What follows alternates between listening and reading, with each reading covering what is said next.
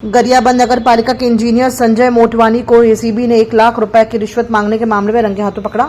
ठेकेदार अजय गायकवाड़ से 30,000 रुपए लेते हुए साई गार्डन के पास अपनी कार की डिक्की में पकड़ा गया। बेमेतरा जिले के बेरला ब्लॉक के दर्जनों किसान हैदराबाद की कावेरी सीड्स कंपनी लिमिटेड के नरनारी धान बीज के कारण भारी नुकसान झेल रहे हैं। कंपनी ने बेहतर उत्पादन प्रति क्विंटल 8,000 रुपए में उपज खरीदने और उत्पादन कम होने पर 50,000 रुपए प्रति एकड़ मुआवजा देने का वादा किया था, लेकिन फसल खराब होने के बाद न तो उत्पादन मिला और न ही कोई मुआवजा। किसानों को प्रति एकड़ मात्र 1-2 क्विंटल ही धान मिला। कंपनी के जिम्मेदार अधिकारी लगातार किसानों से दूरी बनाए हुए हैं। पिछले 6 महीनों से 30 से अधिक किसान मुआवजे के लिए प्रशासन और कृषि विभाग के चक्कर काट रहे हैं। पीड़ित किसानों ने अब कंपनी पर सख्त कार्रवाई और जिले में उसके प्रोडक्ट पर रोक लगाने की मांग की है। ये कावेरी सीड हैदराबाद का कावेरी सीड कंपनी नाम का था, जो छत्तीसगढ़ में आके बीज सीड उत्पादन कराता था, जो प्रति एकड़ 12 से 14 कुंटल होगा करके बताए थे और 1 कुंटल को 8,000 रुपया कुंटल में खरीद कर ले जाएंगे। अगर उत्पादन नहीं होता है तो 50,000 रुपया एकड़ मुआवजा राशि देंगे करके बोला था, जो इस बात से स्पष्टीकरण नहीं हो रहा है। अब मुकर रहा है 50,000 देने से और ऊपर से धमकी दे रहा है कि 50,000 नहीं देंगे, 30,000 में मानो तो मानो, नहीं तो हम कोर्ट में 20 लाख रुपया दे के वहाँ मना लेंगे। ऐसा करके मना रहा है, नहीं तो रकबा काट देंगे करके धमकी दे रहा है अभी। कौन से नाम के किसान? बेरला ब्लॉक से है पूरा और कुछ बेमेतरा जिला से है।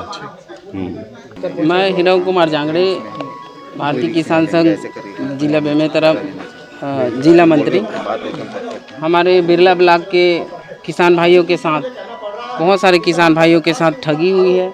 जो बाहर से हैदराबाद से कावेरी सीड नाम की एक कंपनी आती है और जो कि नर नारी नाम के एक धान को दिया गया था, जो 12 से 14 क्विंटल प्रति एकड़ होगा करके, और आश्वस्त किया गया था कि हम 8,000 क्विंटल में लेंगे, और सारे धान काट के जितना हुआ था वो ले भी गए हैं और प्रति एकड़ 1 से 1.5 क्विंटल ही उपार्जन हो पाया है, ऐसा अंदाजा है।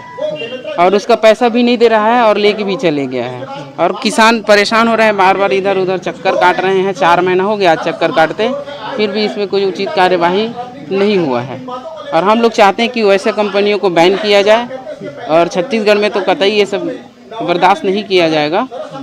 और आज FIR करने की बात चल रही थी, अगर FIR होता है तो और अच्छी बात है हमारे लिए। हमारे किसान भाइयों को किसी भी तरीक़े से राहत चाहिए और 4 महीने से किसान अपने ही पैसा के लिए घूम रहा है सर, धोखा खाने के बाद भी।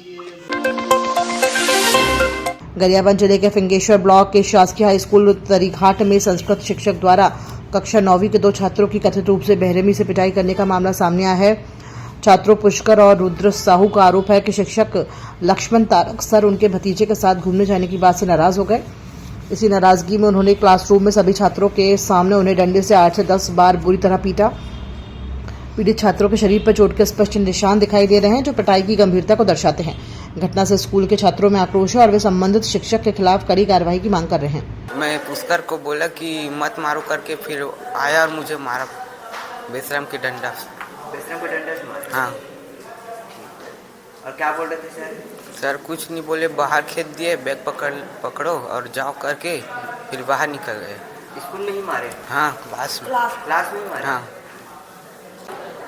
लक्ष्मण तारक सर, उसके भतीजा ने मुझे बोला कि छत्रपाल ने बोला कि दुकान तक ले जाओ करके, तो बोला नहीं लगूंगा करके।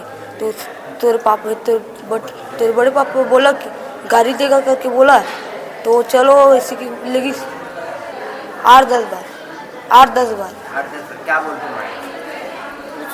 कुछ नहीं, वो बता रहे थे और उठक बैठक करने के लिए बोला और कर रहा था और वो मारा। उसको लगा है करके। नहीं, मारा है। और मारा है, क्लास से खेदा है। क्या चाहते है जी? छत्रपाल, वो दोनों दोस्त हैं और अक्सर जो है लोग बिना बताए गायब हो जाते थे। तो उन्होंने पूछा कि कहाँ गए हैं लोग ऐसे करके, तो आज भी गायब थे क्या करके पूछे तो गायब थे। तो उसी समय फिर क्यों गायब थे मैं बार बार बोलता हूँ, फिर भी मतलब चले जाते मेरे भतीजे को क्या हो गया ऐसा करके। उसको चेतावनी के रूप में है ना, और थोड़ा सा परिस्थितिवश वहाँ पर तनाव के कारण हो सकते हैं, जो भी परिस्थिति रही होगी, तो उन्होंने बच्चे को डंडे से पिटाई की ऐसे जानकारी मिले हैं। और वो सम्मति से सर को हिदायत दिए हैं कि भविष्य में इस प्रकार की गलती न हो, और सर का जो आचरण है और जो उसका पुराना रिकॉर्ड है वो बहुत अच्छा है। छत्तीसगढ़ में पहली बार देश भर के पुलिस महानिदेशक को डीजीपी और वरिष्ठ अधिकारियों की उच्च स्तरीय डीजीपी कॉन्फ्रेंस आयोजित होने जा रही है। ये सम्मेलन 28-30 नवंबर तक नवा रायपुर में होगा, जिसमें आंतरिक सुरक्षा, नक्सल उन्मूलन, साइबर सुरक्षा, आधुनिक पुलिसिंग और कानून व्यवस्था जैसे महत्वपूर्ण मुद्दों पर देश भर के शीर्ष पुलिस अधिकारियों के बीच विस्तृत चर्चा होगी। छत्तीसगढ़ के गृह मंत्री विजय शर्मा ने सम्मेलन को लेकर बड़ा बयान दिया है। उन्होंने कहा कि राज्य के लिए गौरव का क्षण है, क्योंकि छत्तीसगढ़ में पहली बार डीजीपी कॉन्फ्रेंस आयोजित हो रही है। सम्मेलन के समापन सत्र में प्रधानमंत्री नरेंद्र मोदी मुख्य अतिथि के रूप में शामिल होंगे। साथ ही केंद्रीय गृह मंत्री अमित शाह भी पूरे 3 दिन नवा रायपुर में उपस्थित रहेंगे।